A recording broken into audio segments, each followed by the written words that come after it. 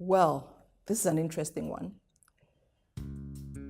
At a particular season of my life, I had to become invisible to the world, literally. Invisible to the world. I detached from the business, detached from the team, and I had to come and reanalyze how I was going to live my life and how I was going to move up going forward. It was a difficult season. It was quite a while. And I thought, I had really, built people up, and they did the best they could. But when you have the rock of a business or the face of a business, and the person sometimes is not available for a very long time, when you are not expecting it, it becomes a little bit difficult for the business to survive. So my lack of visibility made the business also invisible. My detachment also made the business detached from clients.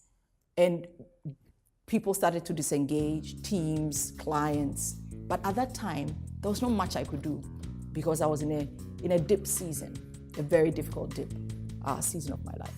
So when that whole situation happened, it was very interesting that I was working on finding my way back, but I wasn't able to come back till a while.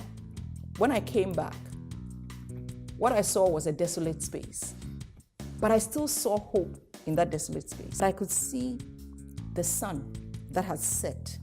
I could see that sun rising again. I could see it coming up behind the wilderness, and right in front of that sun, I could see fresh water. I could see a refreshing lake coming towards me.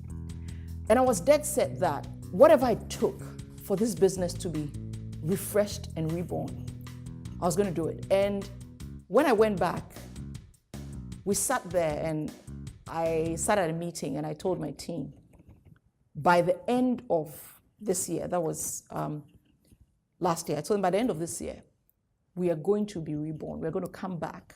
There's going to be a rebirth. There's going to be a relaunch. All of them sat and looked at me because for what they had seen, they thought it was over. Even the most hopeful, even the most inspired, even the most ready to always be by me thought, wow, this time around, let's watch and let's see. Because we are even not sure ourselves.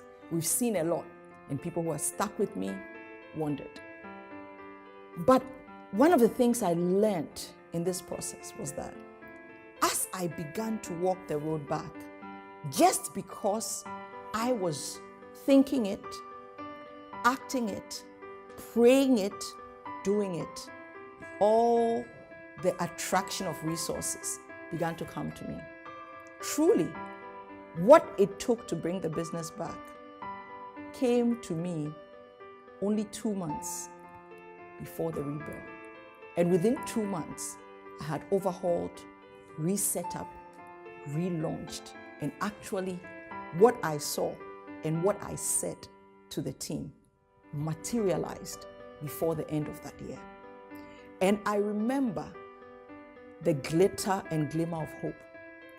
And I said to them that don't ever let any other person, any other word, any other imagination, any other external factor tell you your journey is over. Your journey is only over when you say it's over. So for every entrepreneur and every business person out there, I know everybody says, don't give up. But a lot of times, it's the external voices, it's the things we see and hear. It's the people who give up around us, who remind us that you can't do this and your journey is over.